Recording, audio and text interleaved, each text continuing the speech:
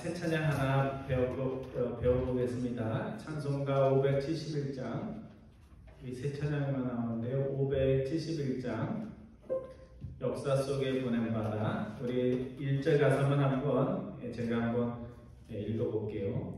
역사 속에 보냄바다, 이 나라에 태어났다. 많은 사람 가운데서 우리들을 부르시어 주의 복음 전하도록 귀한 사명 주셨으니 몸과 마음 다 바쳐서 복된 나라 이룩하자. 2절 읽었습니다.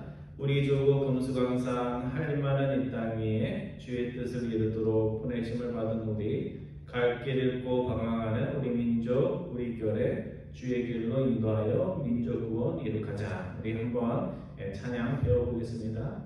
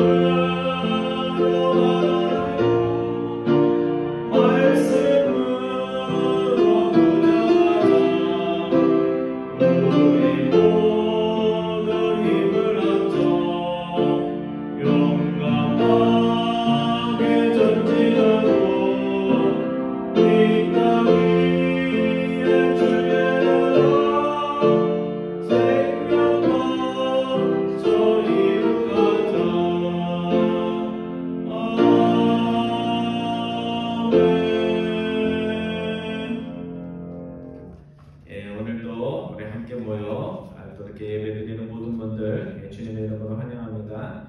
이 시간 우리의 마음 모아 주님을 찬양을 높일 때 하나님의 큰 은혜가 오늘 드리는 예배 위에 함께하기를 소원합니다. 우리 기도하심으로 수요 아침 예배 시작하겠습니다.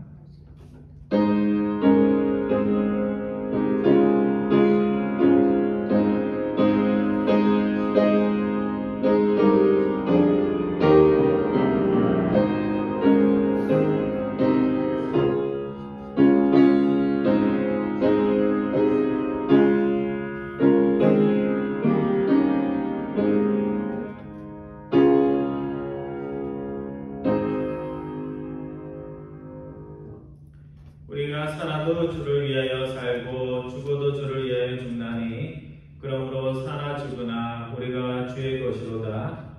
작은 자를 부르셔서 세상에 하나님의 큰 사역들을 감당할 수 있도록 저희를 부르시고 택하신 하나님 아버지, 오늘도 세상 속에 살아가던 저희들을 예배의 자리로 불러 모아 주셔서 저희들의 입술로 주님을 찬양하며 또 하나님의 귀한 말씀을 들으며 우리의 소명을 생각할 수 있도록 인도하여 주시니 감사를 드립니다. 항상 저희의 힘은 하나님으로부터 나오는데 항상 우리의 조건과 우리의 자격들을 보며 움츠러들며 살아갈 때가 많은 저희들임을 주님 앞에 고백을 드립니다.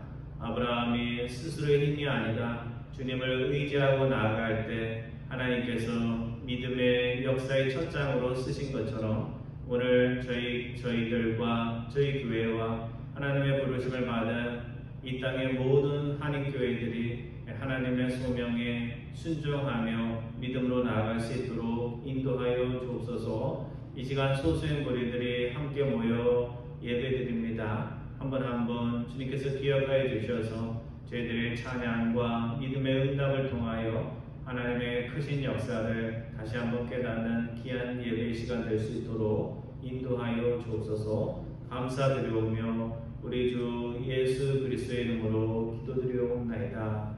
아멘. 우리 다 같이 일어나셔서 우리 찬양하겠습니다. 찬송가 17장입니다.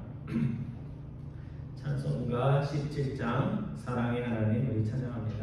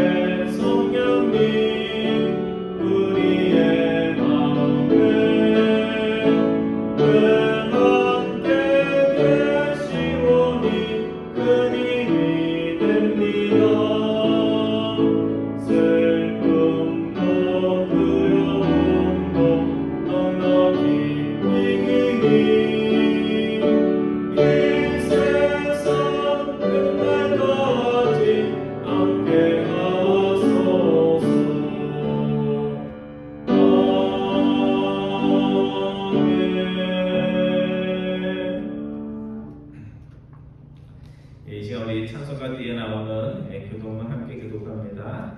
교동문 30번입니다.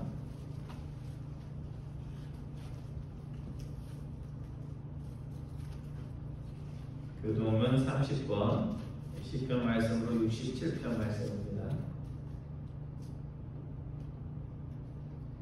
하나님은 우리에게 은혜를 베푸사 복을 주시고 그의 얼굴빛을 우리에게 비추사 주의 도를 땅 위에 주의 구원을 모든 나라에게 알리소서. 하나님이여 민족들이 주를 찬송하게 하시며 모든 민족들이 주를 찬송하게 하소서. 온 백성은 기쁘고 즐겁게 노래할지니 주는 민족들을 공경하시며 땅 위의 나라들을 다스리실 것입니다. 하나님이여 민족들이 주를 찬송하게 하시며 모든 민족으로 주를 찬송하게 하소서. 땅이 그의 소산을 내어 주었으니 하나님 곧 우리 하나님이 우리에게 복을 주시리로다. 하나님이 우리에게 복을 주시리니 땅의 모든 끝이 하나님을 경외하리로다. 아멘. 자리에 앉아 주시기 바랍니다. 이제 우리 세 가지 기도 제목 놓고 우리 같이 소리내서 기도하기 원합니다. 지난 주일에는 말씀을 통해 주님이 전날 바쁜 일정을 소화하고 나서도 그 다음 아침 일찍 일어나 깨어 기도하신 것을 살펴보았습니다. 여러분의 기도 생활은 어떠십니까? 기도하지 않고 교회의 사역, 복음의 사역, 하나님의 일을 하고 있지는 않습니까? 사역이 기도보다 앞서지 않도록 그런 기도 먼저 하는 하나님의 백성들 되게 하옵소서 기도하기 원합니다. 두 번째는 우리 코로나 변이 확산 소식, 안 좋은 소식이 들리는데요. 코로나 확산으로 인해서 어려운 이들의 삶이 더 고단하고 어려워지지 않도록 또 여러 사람을 상대하는 우리 직장인들 건강을 위해서 교회 영적 일들이 계속해서 영향받지 않도록 기도해 주시기 바랍니다. 세 번째는 이번 주 토요일 오전 11시에 한국전쟁 휴전협정 63주년 축하 순서가 있습니다. 우방이 어려울 때 목숨을 걸고 싸우던 우리 여러 나라의 군인들을 위해서 축하 공연에 참여하는 우리 교회 교우분들을 위해서 한미 간의 좋은 관계를 위해서 전쟁 나고 나서도 71년이 지났지만 아직도 통일되지 못하고 분단의 상황 속에 살고 있는 안타까운 우리 중국 위해서도 기도하겠습니다. 우리 세 가지 기도 좀 놓고 함께 기도하겠습니다. 사랑의 하나님 감사드립니다. 항상 연하고 걱정과 저희들 그 시간 한 자리에 불러 모아주셔서 순수한 분이지만 함께 기도할 수 있도록 인도해 주심을 감사드립니다. 저희들이 주일날 말씀을 통하여 주님께서 고단한 일정 가운데서도 아침에 일찍 일어나 한 작은 곳으로 나아가 기도하는 것을 저희들이 기억합니다. 저희들은 여러 가지 이유들을 생각하며 기도해야 할 때 기도하지 못해서 시험에 들며 또 주님이 저에게 이미 당부하신 많은 것들을 소리하며 살아갈 때가 있는 저희들을 주 앞에 기억합니다. 그리고 저희들 안에 선한 것이 없고 주님께 영광 돌릴 만한 마음과 용기와 생각들이 부족함을 주님 앞에 고백드립니다. 우리 한 분 한 분이 먼저 하나님을 찾는 기도의 사람들 될 수 있도록 주님 인도해 주셔서 우리 잭슨의 바리 감독교회가 하나님께 기도함을 통하여 영적인 능력으로 우리의 부족함을 채우며 또 저희들이 나아갈 소명의 길로 반듯하게 설 수 있는 하나님의 교회 될 수 있도록 주님께서 은혜를 더하여 주옵소서. 코로나19 변이로 인한 아무런 소식이 우리들의 마음을 울적하게 만듭니다. 주님, 이제 코로나와 공행해야 되는 이 시대를 살아가는 저희들에게 지혜와 용기 허락하여 주셔서 저희들이 어려움이 있다고 밥을 먹지 않듯이 저희들이 어려움이 있다고 직장생활과 또 신앙생활에 방해하지 않고 저희에게 지혜와 용기를 허락하여 주옵소서. 특별히 이렇게 어려운 때 저희들이 기회로 복음의 사역을 잘 감당할 수 있도록 인도하여 주셔서 하나님의 교회를 찾는 이들을 위로하고 격려하며 또 세상에 나아가 이제 저희들의 소망이 하나님께 있음을 세상과 나눌 수 있는 하나님의 백성들 다 될 수 있도록 인도하여 주옵소서. 우리의 한국 남한과 북한의 분단 현실 속에 전쟁이 날 때 떡을 도와주던 그 국민들을 위로하기 위해 이번 주 토요일 행사가 잡혀져 있습니다. 모든 행사의 시작을 주님께서 주관하여 주시고 또한 젊은 시절 음악을 위해 자신의 목숨도 아끼지 않았던 그 군인들의 그 삶들을 주님께서 지켜주시고 공연하는 모든 일들 또 남한의 아직도 분단된 현실 주님께서 기억해 주셔서 정말 하나님을 위해 공연을 할 수 있는 한반도가 한 마음과 한 뜻으로 통일될 수 있는 기반들을 잘 준비하여서 하나님께서 허락하여 주실 때 그것이 우리에게 기쁨이 되고 나라의 발전이 될 수 있도록 인도하여 주옵소서.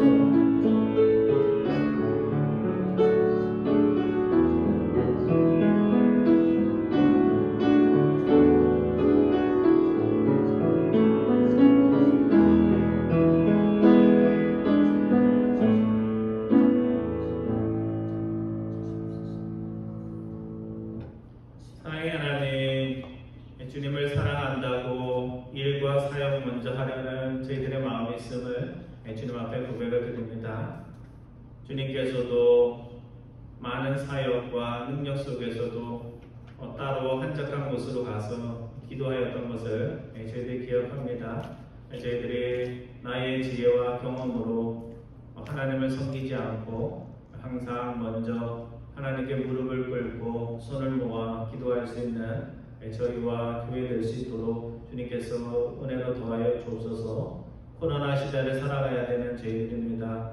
저희들에게 지혜 허락하여 주시고 용기 허락하여 주셔서 코로나와 함께 더불어 살아야 할 이 시대에 하나님의 백성들에게 믿음과 능력 허락하여 주셔서 스스로 격려하며 또 세상에 나아가 소망과 또 복음의 말씀을 전할 수 있는 저희들 다 될 수 있도록 인도하여 주옵소서. 토요일 있을 행사에 함께하여 주셔서 우방을 위해서 목숨 걸며 싸웠던 그 군인들의 한 사람 한 사람을 영혼을 주님께서 지켜주시고 그 삶 가운데 함께하여 주시며 또 공연하는 그것이 행사에 그치지 않고 정말 그들의 영혼에 감동을 주는 공연 될 수 있도록 인도하여 주옵소서. 70년이 넘었는데도 아직도 분단 국가로 서로를 비방하며 살 수밖에 없는 조국의 현실들을 주님께서 기억하여 주셔서 독일이 통일된 것처럼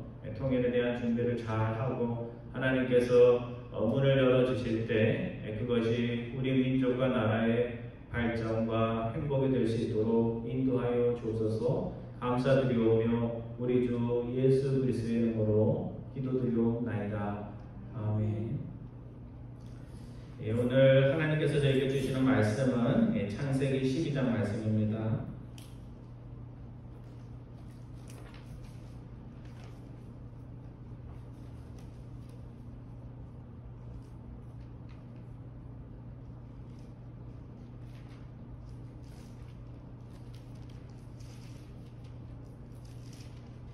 창세기 12장 14페이지입니다. 12장 1절부터 9절까지 말씀 우리 한 절씩 교독하기 원합니다. 제가 읽어봅니다. 여러분들이 2절 봐주시기 바랍니다. 창세기 12장 1절부터 9절입니다. 여호와께서 아브라함에게 이르시되 너는 너의 고향과 친척과 아버지의 집을 떠나 내가 내게 보여줄 땅으로 가라.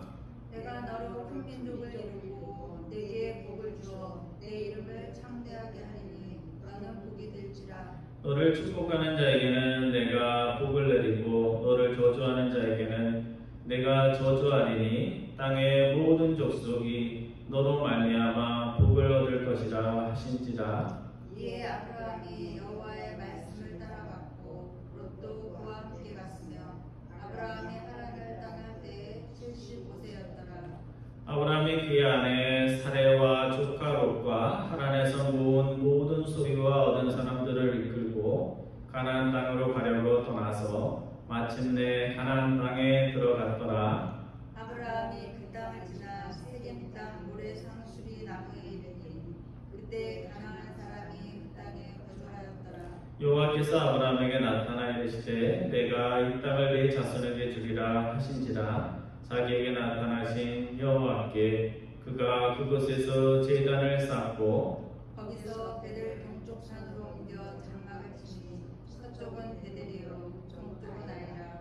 그가 그곳에서 여호와께 제단을 쌓고 여호와의 이름을 부르더니 9절 말씀 같이 봅니다.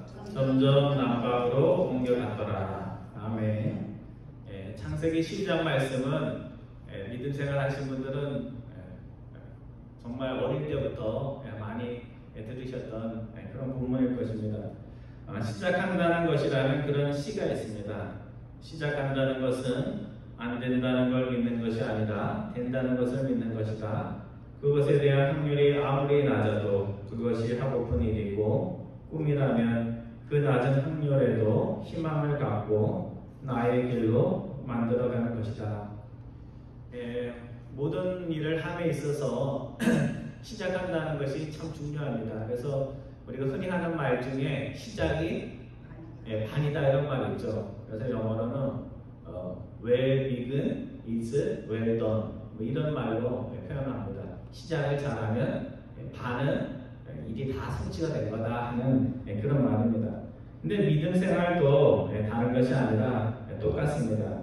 하나님의 부르실 때 순종으로 믿음으로 응답을 하면 하나님께서 우리가 나는 요 정도밖에 못할 것 같아 하는데도 그 이상의 일들을 이루시는 것을 우리가 믿음 생활을 통해서 얼마든지 경험을 합니다. 먼저 우리가 아브라함 하면 첫 번째 떠올라요. 아브라함은 나랑 달라. 믿음이 굉장히 좋은 사람으로 우리가 먼저 이렇게 이해를 하는데, 사실은 아브라함이 하나님의 부르심을 받을 만한 그렇게 좋은 가문과 믿음이 좋았던 그런 사람은 아니었다는 사실입니다. 그래서 아브라함 되게 한 것은 아브라함의 믿음도 어느 정도 역할을 했지만, 그보다 더 큰 것은 하나님의 은혜가 아브라함으로 하여금 믿음의 조상이 되게 했다는 사실입니다. 그래서 창세기 11장, 오늘 12장부터 시작되는 것이 아니고요. 아브라함 이야기는 11장 27절부터 시작이 됩니다. 우리 한번 찾아볼까요? 창세기 11장 27절부터 30절까지의 말씀 우리 함께 찾아서 함께 교독합니다. 제가 11장 27절 읽고 여러분들이 28절에서 30절까지 봅니다. 게라의 조건은 이러하니라. 데라는 아브라함과 나홀과 하란을 낳고, 하란은 롯을 낳았으며, 하란은 그 아비 데라보다 먼저 고향 갈대아인의 이르에서 죽었더라. 아브라함과 하놀이 장가들었으니 아브라함의 아내 이름은 사레요, 나홀의 아내 이름은 밀가니 하란의 딸이요, 하란은 밀가의 아버지이며 또 이스가의 아버지더라. 사례는 임신하지 못함으로 자식이 없었더라. 아브라함의 아버지 이름이 나오죠. 이름이 뭐예요? 데라. 그리고 아브라함은 형제가 삼형제입니다. 그래서 아브라함이 맞을지 제일 앞에 나와요. 그렇죠? 아브라함, 나홀, 하란. 그래서 세 형제가 있었는데 아버지보다 먼저 누가 죽냐면 하란이 먼저, 형제 동생인 하란이 먼저 죽습니다. 근데 보통 족보에는 뭐 누가 누구를 낳고 또 누가 누구를 낳고 이렇게 나오는데, 여기 보면 낳았다는 얘기만 나오는 게 아니라 죽었다는 얘기도 나오고 마지막에는 뭐라고 나와요? 형제가 다 결혼을 했는데 사레, 누구예요 사레가? 아브라함의 아내였던 사레는 임신을 하지 못함으로 자식이 없었다. 뭐 오늘날에도 자식이 없다라면 주위 사람이 마음속으로 자녀가 없어서 외롭겠다 뭐 그런 생각을 하잖아요. 근데 예전에는 더 스스로 느끼는 그런 불행이 강합니다. 그래서 사례가 임신하지 못함으로 자식이 없었다, 뭐 애가 없었나 보다 이 정도의 얘기가 아니라 아브라함의 가정은 내일에 소망이 없는, 내일에 대해서 뭐 이렇게 특별히 기대할 것이 없는 그런 가정이었다는 이야기입니다. 그래서 하나님이 이제 불신앙의 세상에 믿음의 자녀들을 씨앗처럼 퍼뜨리기 위해서 한 사람을 택하려 하는데, 어떤 사람을 택하여야 할까요? 첫 번째는 믿음이 좋아야 되죠. 그렇죠? 하나님이 내가 너를 부른다 할 때 그 부르심에 응답할 수 있는 사람이어야 되고, 두 번째는 뭘까요? 두 번째 조건, 믿음의 민족을 만들고 국가를 만들려면 어떤 사람을 뽑아야 돼요? 자손을 많이 낳을 수 있는 그런 가정의 남자와 여자를 뽑아야 됩니다. 근데 아브라함은 그 두 가지 조건 중에 첫 번째는 합격인데 두 번째 조건은 자기 미달이라는 거죠. 여러분들이 누구를 뭐 이제 주인이기 때문에 피고용인을 한다든지 어떤 사람을 뽑을 때 조건이 있으면 조건을 다 채우는 사람을 뽑겠어요? 아니면 조건이 모자라는 사람을 뽑겠어요? 여러분들이 며느리를 이제 이렇게 골라야 되는데 어떤 며느리를 고르겠어요? 원하는 조건이 많으면 많을수록 그 조건을 많이 채우는 그런 며느리를 원할 것입니다. 그런데 아브라함은 아내가 자녀를 낳지 못하는 사람, 하늘의 별처럼 바다의 모래알처럼 많은 후손을 전혀 가질 수 없는 그런 사람을 하나님께서 자격이 부족한 아브라함을 부르셨다는 사실입니다. 왜 그렇게 하셨을까요? 모든 조건이 다 넘치는 사람을 뽑으면 누구 능력으로 되는 거예요?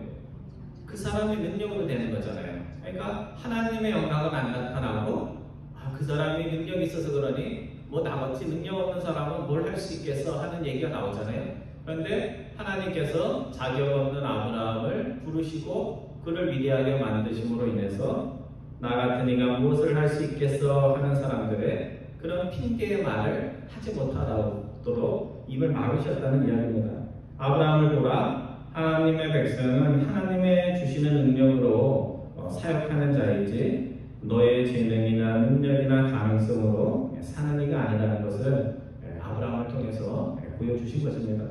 오늘 본문 1절이야 이제 3절로 넘어가면 그 말씀은 우리가 잘 아는 말씀인데요. 하나님이 아브라함을 부르시면서 명령하시고 지시한 것과 또 그 말씀에 순종할 때 주어지는 약속들에 대해서 말씀을 하고 있습니다. 제가 1절 읽고 여러분이 2절, 3절 말씀 같이 봅니다. 여호와께서 아브라함에게 이르시되 너는 너의 고향과 친척과 아버지의 집을 떠나 내가 내게 보여줄 땅으로 가라. 내가 너로 큰 민족을 이루고 내게 복을 주어 내 이름을 창대하게 하리니 너는 복이 될지라. 3절 말씀 같이 봅니다. 너를 축복하는 자에게는 내가 복을 내리고 너를 저주하는 자에게는 내가 저주하리니 땅의 모든 족속이 너로 말미암아 복을 거둘 것이라 하신지라. 여기 보면 우리가 좀 주목할 것이 있는데 뭐냐면 하나님이 아브라함에게 명령하고 지시한 것은 언제 따라야 되는 거예요? 즉시 현재 따라야 되는 것이고 하나님이 아브라함에게 주겠다고 하는 것은 언제 주시겠다는 거예요? 당장 주시는 것이 아니라 아브라함이 알 수 없는 먼 미래에 이루어질 일들입니다. 여러분 한번 생각해 보세요. 누구랑 거래를 하는데 나는 너에게 미래에 줄 거고 너는 지금 당장 나에게 줘야 돼. 그러면 여러분 거래를 하겠어요? 그러니까 저기 직장에 들어갔는데 월급은 내 미래에 줄 테니까 일은 지금 당장 와서 하세요. 이렇게 하면 여러분 일하겠어요? 안 하죠. 그런데 지금 하나님이 아브라함을 부르실 때 그렇게 한 것입니다. 그래서 하나님이 아브라함에게 지금 당장 하라는 것이 딱 두 가지입니다. 첫 번째는 내가 친밀하게 생각하는 지금의 자리 상황, 지금까지 너가 쌓은 참 좋은 그 자리로부터 떠나라 하는 것이 첫 번째 말씀입니다. 지금까지 마음을 두고 정붙이며 살았던 모든 것을 끊으라고 말씀을 하시는 것입니다. 우리 신약에 보면 영생을 알고 싶어 했던 젊은 부자가 주님을 찾아와서 영생에 대해서 묻습니다. 여러분 영생에 대해서 물을 필요가 있나요? 주님에게? 아니 주님이 영생의 길인데 그 영생의 길이 앞에 있는데 뭐 영생이 뭔가 물을 필요가 뭐가 있겠어요? 근데 이 젊은 청년 마음 안에 주님을 따르고자 했던 마음은 있는데 주님이 그냥 따르라 했으면 따랐을 텐데 뭘 버리고 따라오려고 해요?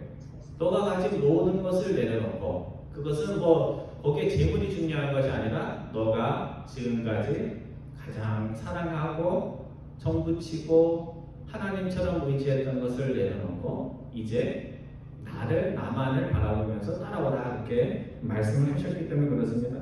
그래서 부자 청년은 영생의 길이 바로 앞에 있는데도 불구하고 그 영생의 길에 발도 들여놓지 못했다는 사실입니다. 성도 여러분, 주님을 따르기 위해서는 그냥 따라가면 되지 이게 아니라 뭘 먼저 해야 돼요? 내가 주님을 온전히 따르는데 방해되는 것들을 내려놓아야 돼요. 이것들이 좋은 거예요, 나쁜 거예요? 내가 사랑하는 것들이에요. 내가 사랑하고 나 이거 없으면 못 살 것 같아 하는 그런 것들을 먼저 내려놓으라는 말씀을 하나님 먼저 하십니다. 여러분이 제일 좋아하는 하나 내려놓으라고 한번 생각해 보세요. 여러분이 제일 나 이건 없으면 못 살아 하는 것들을 내려놓으라는 말씀입니다.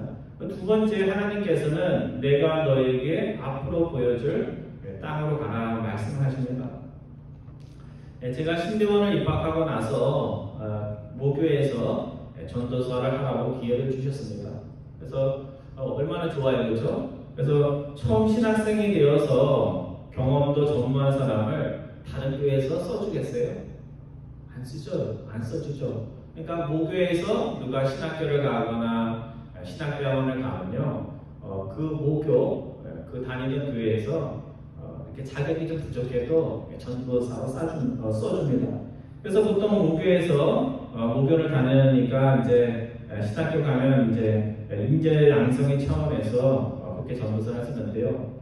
모교가 아무리 편안하고 아는 사람이 많아도 전도사가 영적으로나 사역자로 크기 위해서는 빨리 모교를 떠나야 됩니다. 뭐 장로님들도 다 알고 집사님들도 다 알고 편하죠. 그리고 뭐 좀 못해도 또 이해해주고 그래도 정말 사역자로 크고 싶으면 그곳에 임기를 1년이든 뭐 2년이든 하고 빨리 낯선 곳으로 떠나야 됩니다. 그래서 저도 청주에서 이제 모교에서 전도사 생활을 1년 하고 1년이 끝난 다음에 서울로 갔어요. 근데 뭐 1년 동안 배운 게 뭐 이렇게 많겠어요. 그러니까 긴장이 되죠. 그렇잖아요. 전도사로 갔는데 뭐 전도사스럽지 않아요. 뭐 설교를 잘 못해요. 뭐 아이들하고 관계가 안 좋아요. 이런 얘기가 나오면 안 되잖아요. 그러니까 바짝 긴장해가지고 서울에서 사역을 했던 것이 기억이 납니다. 여러분 한 교회를 오래 출석하면 좋은 점도 많아요. 이해해 주잖아요. 그렇죠? 그렇지만 너무 익숙한 곳을 오랫동안 나가면 스스로에 대해서도 이렇게 좀 엄격한 마음이 좀 떨어지는 것 같습니다. 그래서 때로는 익숙하지 않은 곳에 나를 집어넣는 그런 노력들이 필요합니다. 그래서 목사님들이 하는 얘기가 있어요. 목회한다고 이렇게 구석에서 시골에서 교육에도 참석 안 하고 그렇게 하면요 생각이 점점 좁아진대요. 그래서 뭐 교육의 기회나 뭐가 있으면 자꾸 넓은 데로 가가지고 그분들은 어떤 생각을 하는지 또 어떤 생각을 하면서 목회를 하는지 그런 이야기를 들어야 됩니다.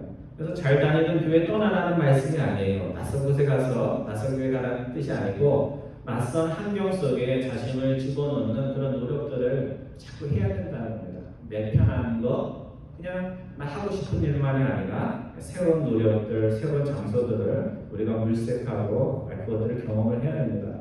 하나님께서는 아브라함에게 주신 명령과 지시는 현재형인데 하나님이 아브라함에게 주시겠다는 약속들은 모두 먼 미래에 이루어질 일들입니다. 그러니까 무슨 의미냐면 믿음 생활이라는 것은 현재가 있고 미래가 있는데 현재는 뭐예요? 하나님이 말씀하신 것, 하나님이 선교를 통해서 성경 공부를 통해서 선포해 주신 것을 어떻게 해야 돼요? 순종을 해야 돼요. 하나님 말씀하시면 현재 순종이 있느냐가 굉장히 중요하고 두 번째는 하나님이 말씀을 통해서 약속하신 것은 뭘로 기다려야 돼요? 믿음과 소망을 가지고 기다려야 돼요. 그러니까 순종과 믿음이 함께 갈 수밖에 없어요. 현재는 들으면 듣는 대로 하나님이 얘야 내가 너가 필요하거나 그 A라는 곳으로 가거나는 어떻게 해야 돼요? 순종을 해야 되고 두 번째 그래 너가 순종을 했구나 내가 너에게 자녀를 주겠다 이러면 어떻게 해야 돼요? 아직 일어나지 않은 일이기 때문에 소망과 믿음 속에서 그것들을 기다려야 됩니다. 그래서 하나님이 아브라함에게 약속한 것이 2절과 3절에 나오는데 6가지나 돼요. 첫 번째 하나님은 자녀도 없는 아브라함에게 아들도 없는 이에게 내가 너를 큰 민족을 이루게 하겠다 이렇게 말씀합니다. 여러분 은행에 돈 하나도 없어도 하나님은 여러분에게 뭐라고 얘기하시겠어요? 내가 너를 부자로 만들어 주겠다 이렇게 말씀하실 수 있다는 거죠. 그런 말씀을 한 거예요. 그래서 이 약속은 언제 이루어지냐면 아브라함의 사후 400년이 넘어서 출애굽기 서부에 보면 이스라엘이 애굽에서 큰 민족이 되면서 아브라함에게 했던 이 약속이 성취가 됩니다. 두 번째는 뭐라고 말씀하세요? 내가 내게 복을 주겠다 이렇게 말씀합니다. 그 다음에 세 번째는 너의 이름을 창대하게 영어 성경으로 great 이렇게 되어 있어요. 너의 이름을 큰 이름이 되게 해주겠다 하는 말씀입니다. 그래서 나의 이름이 크게 되기 위해서 내가 막 노력하고 일하는 거는요 자기가 쌓입니다. 하지만 나는 이름을 위해서 일하지 않았는데 열심히 일하다 보니까 하나님이 내 이름을 세워주면 자기가 아니라 하나님의 영광을 받으십니다. 그 다음에 네 번째는 뭐라고 얘기하세요? 너는 복이 될 것이다. 너는 복이 될 것이다. 그래서 영어 성경에는 blessing이라고 되어 있어요. 그러니까 내가 복이 된다는 이 말씀은 내가 복을 받을 것이라는 말씀보다 더 큰 의미의 말씀입니다. 내가 복을 받을 뿐만 아니라 그 복이 흘러넘쳐가지고 너 주변에 있는 사람들에게 복을 나눠주는 사람이 될 것이다 라는 그런 의미입니다. 우리가 잘 아는 이태서 신부를 보면요 이때서 신부가 갔던 그 수단이라는 나라는 민족들끼리 막 갈라져 가지고요. 지금도 막 싸우는 그런 나라입니다. 그래서 전쟁으로 상처 입은 사람들이 그 신부님을 찾아왔고 또 전쟁의 상처로 맨날 이렇게 다치고 또 이렇게 상하는 어른들을 본 동심을 잃은 아이들에게 동심을 찾아주기 위해서 그 악기를 가르친 거예요. 그래서 본인도 불지 모르는데 가가지고 요즘 인터넷에 다 나오잖아요. 그거를 배워가지고 그 악기를 가르쳐줬다고 합니다. 그래서 이태서 신부가 죽은 후에도 이태서 신부의 영향을 받은 아이들 가운데 적지 않은 이들이 한국에 유학 와서 의사가 되었습니다. 참 대단하죠, 그렇죠? 그 수단에 아프리카말 쓰던 사람들이 와가지고 한국말을 배워서 여러분도 할 수 있어요. 한국말을 배워가지고 그것으로 의사가 된 거예요. 그러면서 하는 말이 이태석 신부가 자신들의 민족과 백성들을 위해서 일해준 것처럼 자신도 외과의가 필요한 자기 나라로 돌아가서 돈 많이 버는 의사가 아니라 치료가 필요한 이에게 의술을 펼치는 의사가 되겠다고 그렇게 인터뷰를 하는 것을 제가 보았습니다. 여러분, 복이 될 것이다 라는 말은 복을 받는다는 것보다 훨씬 파워풀하고 복음적인 말이에요. 뭐 혼자 잘 살면 그게 뭐가 복이에요, 그렇죠? 여러분이 복을 받아서 그 복이 주변에 흘러 넘쳐야 됩니다. 다섯 번째, 너를 축복하는 자에게는 내가 복을 내리고 너를 저주하는 자는 내가 그를 저주하리라 하늘 약속해 주십니다. 그러니까 너가 바른 길을 가기 때문에 너의 편이 되어 주시겠다 하는 그런 말씀입니다. 그 다음에 여섯 번째 보면 하나님이 뭐라고 약속하세요? 모든 족속이 너를 통해서 복을 얻을 것이다 이렇게 말씀합니다. 그래서 유대인들은 아브라함이 유대인의 아버지라고 조상이라고 얘기하고 이슬람 사람들은 이슬람교의 아버지가 아브라함이라고 얘기해요. 기독교는 뭐라고 그래요? 사도 바울은 모든 믿는 사람의 조상이 아브라함이라고 그렇게 얘기합니다. 그래서 그렇게 얘기하는 거 보면 하나님이 하신 말씀이 성취가 된 것입니다.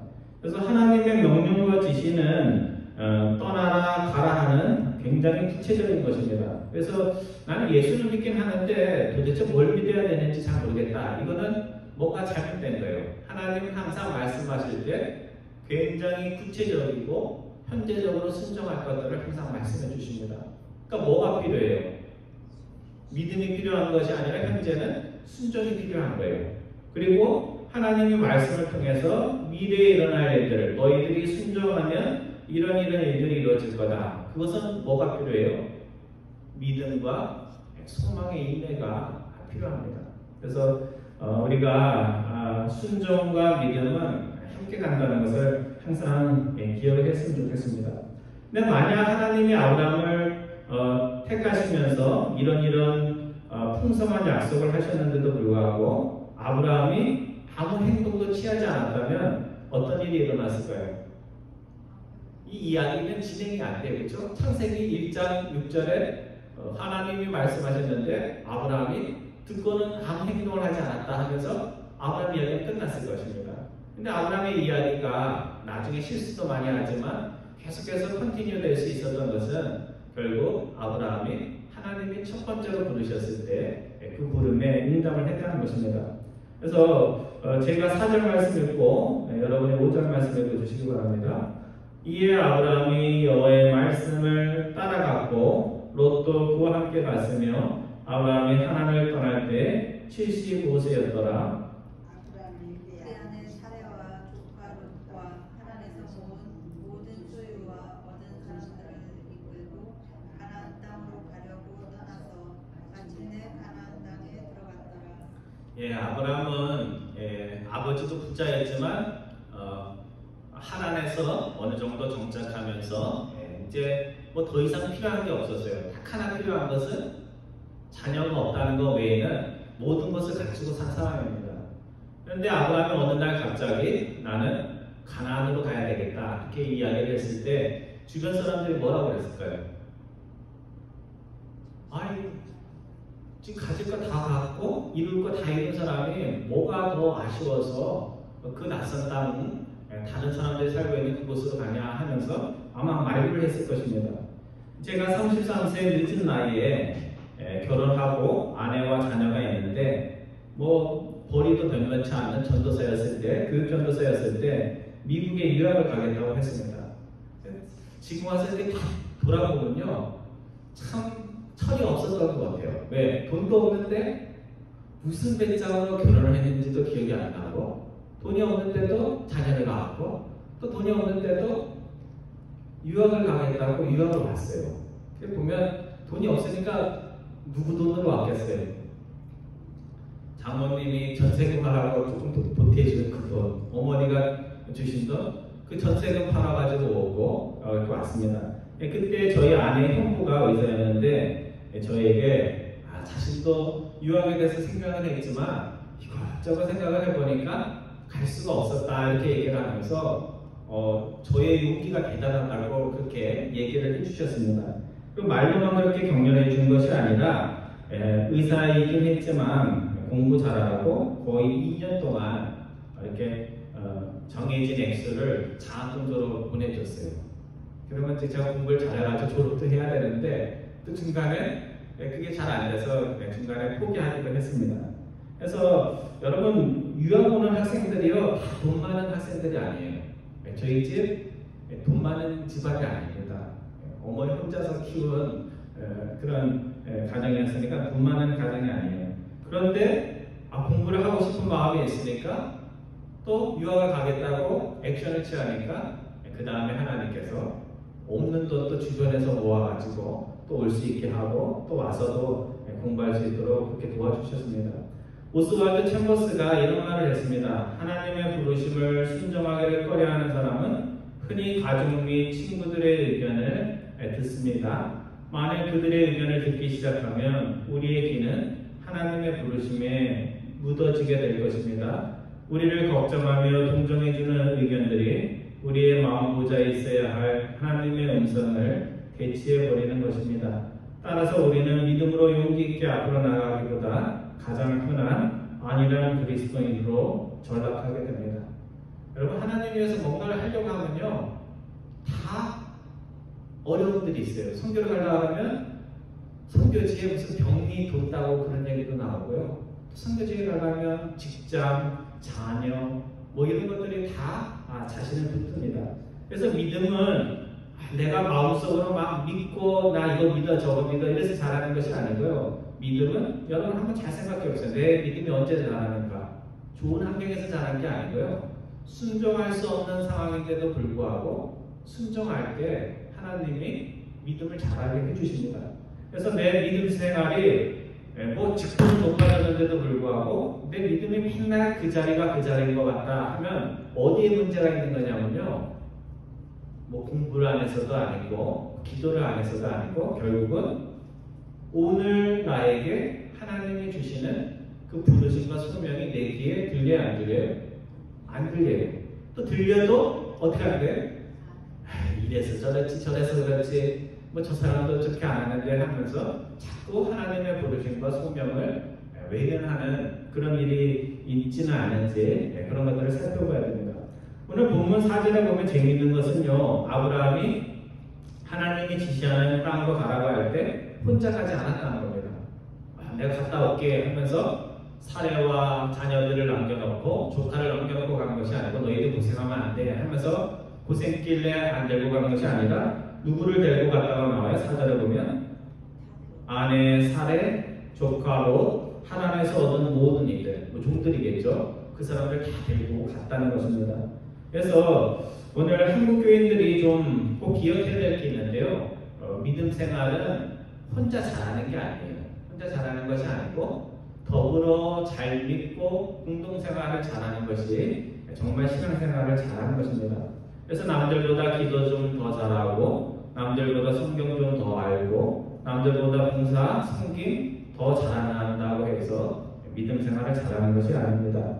내가 잘하는 것 이상으로 내 곁에 사람이 못해도 조금이라도 잘하면 박수 쳐주고 야 기쁘다 하고 이렇게 서로 시샘하지 않고 시기하지 않고 이렇게 기뻐해 줄 수 있으면 그것이 믿음 생활을 잘하는 것입니다. 그래서 뭐 내가 혼자 잘해서 뭐 얼마나 그것이 하나님께 도움이 되겠어요. 그래서 우리가 교회를 통해서 함께 믿음 생활하는 것은 결국은 함께 더불어 하나님께 잘 나가자 하는 그런 의미입니다. 마지막으로 본문 6절 이하 9절에 보면 아브라함이 한 곳에 정착하는 것이 아니라 이곳저곳 계속해서 이렇게 움직이는 삶을 사는데요. 순례자의 삶을 사는데 가는 곳마다 하는 일이 있습니다. 그게 뭐예요? 제단을 쌓고 누구의 이름을 불렀대요? 하나님의 이름을 부르는 그 두 가지 행위를 했습니다. 자, 6절 이하 9절까지 말씀 우리 다시 한번 교독합니다. 제가 6절 봅니다. 아브라함이 그 땅을 지나 세겜 땅 모래 상수리 나무에 이르니 그때 가나안 사람이 그 땅에 거주하였더라. 여호와께서 아브라함에게 나타나 이르시되 내가 이 땅을 내 자손에게 주리라 하시니라. 자기에게 나타나신 여호와께 그가 그곳에서 제단을 쌓고 거기서 베델 동쪽 산으로 옮겨 장막을 치니 서쪽은 베델이요 동쪽은 아이라. 그가 그곳에서 여호와께 제단을 쌓고 여호와의 이름을 부르더니 점점 남방으로 옮겨갔더라. 하나님이 아브라함에게 약속했던 가나안 땅은 지금 인자가 없는 땅이 아니죠. 벌써 누가 와서 살고 있어요. 하나님이 예전에 제가 한번 그런 얘기했는데 명동으로 데리고 가가지고 내가 이 명동 땅을 너에게 다 주겠다. 근데 주인이 하나도 없어야 되는데 명동에 가니까 다 소유권이 어떻게 되세요? 그 가게 주인들 다 있는데도 그렇게 말씀하시는 거나 똑같은 일이 벌어진 것입니다. 하나님은 오늘 우리를 부르실 때 세상 사람들이 아무도 살지 않는, 그래서 세상의 더러움에 물들지 않는 그런 곳으로 가라고 우리를 부르신 것이 아닙니다. 이미 세상 사람들이 털을 잡고 자신들의 문화와 가치를 가르치고 왕노릇하며 세력을 떨치는 그곳에 나약한 우리들을 떨쳐놓습니다. 하나님은 그곳에 우리를 보내시면서 무엇이라고 말씀하시냐면 로마서 12장 2절의 말씀, 너희는 이 세상의 가치, 생각을 따르지 말고 하나님이 주신 가치와 생각을 날마다 갱신하며 살아가거라 이렇게 말씀합니다. 그러니까 오늘 우리가 어디에서 살아야 돼요? 세상에서 사는데 누구의 생각을 가지고? 세상을 지배하는 세상의 생각과 가치가 아니라 하나님이 말씀하신 진리의 가치를 가지고 우리가 세상 속에 살아야 됩니다. 그러니까 여러분 산속에 올라가서 그 수도 닦으면서 사는 게 더 쉽겠어요? 아니면 이 시끄러운 세상에 내려가서 하나님 말씀 붙잡고 사는 게 쉽겠어요? 세상 속에서 살면서 거룩하게 사는 것이 훨씬 더 어려운 겁니다. 그래서 아브라함은 가는 곳마다 집을 세우자마자 제단을 쌓는 그 일을 항상 합니다. 그러니까 제단을 쌓았다는 것은 오늘날로 하면 뭐예요? 예배 초소를 먼저 구하는 일을 했다는 것입니다. 그래서 여호와의 이름을 불렀다는 것은 어려운 삶 속에서도 나를 인도해 주신 하나님께 항상 감사하면서 하나님께 어려운 것이 있을 때마다 하나님께 찾아가서 하나님 도와주세요 하면서 도움을 청했다는 이야기입니다. 오늘 우리가 이사를 갈 때 보면요, 믿음의 사람들이라고 하면서 이사 가면서 교회 생각은 별로 안 해요. 그래서 어떤 분들은 이사를 간다고 하는데 점점 교회로부터 멀어져요. 그러니까 이사를 갈 때 고려사항이 아닌 거죠. 자녀 교육도 고려사항, 직장 거리도 고려사항인데 교회에 대해서 이렇게 고려하지 않는 그런 마음이 있을 수가 있습니다. 근데 정말 우리가 믿음의 사람이라면 어디로 이사를 가야 돼요? 믿음 생활을 더 잘할 수 있는 곳으로 이사를 가야 됩니다. 여러분들이 나중에 아틀란타로 이사 가실 때요, 그냥 집 좋은데, 집값 싼데 이런 데 가지 마시고, 가라는 얘기 아니에요. 가시게 되면 어디를 가야 돼요? 내가 믿음 생활을 어디서 할 건가 그것도 생각해서 교회 옆에 구하라는 얘기가 아니라 그래도 믿음 생활, 기도 생활 할 수 있는 곳으로 이사를 가야 됩니다. 성도 여러분, 아브라함이 믿음의 역사의 첫 장을 열 수 있었던 것은 하나님이 부르실 때 즉각적으로 하나님의 현재적 부르심에 순종하였기 때문에 그렇습니다. 오늘 우리가 아브라함처럼 순종하면 믿음의 역사의 문이 열리며 하나님의 은혜의 역사가 시작이 됩니다. 오늘 우리의 순종과 믿음은 하나님이 하시고자 하는 모든 일들을 하게 하는 그 사역을 여는 문과 열쇠가 됩니다. 순종과 믿음의 문을 여는 여러분과 저 되어서 나처럼 부족한 자를 하나님이 얼마나 또 크게 쓰시는지 경험하여서 그것을 창세기의 말씀이 아니라 사람들에게 간증할 수 있는 여러분과 저 되기를 주님의 이름으로 축원드립니다. 기도하겠습니다.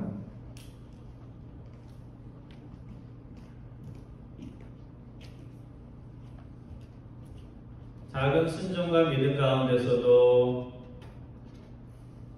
그 안에 역사하셔서 저희들이 생각지 못했던 큰 일을 이루시는 하나님 아버지, 저희들은 항상 우리의 능력과 자격과 환경들을 바라보지만 하나님은 그런 것들이 없어도 저희들이 순종하고 믿을 때 큰 역사를 이룸을 저희들에게 아브라함의 이야기를 통해서 알려주시니 감사를 드립니다.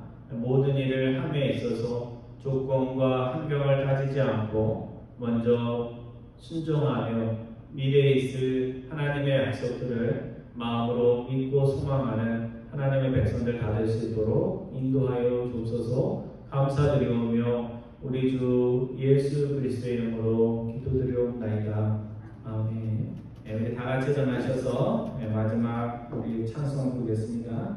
찬송가는 430장, 찬송가 430장, 통일 찬송가로는 456장입니다. 주와 같이 길 가는 것.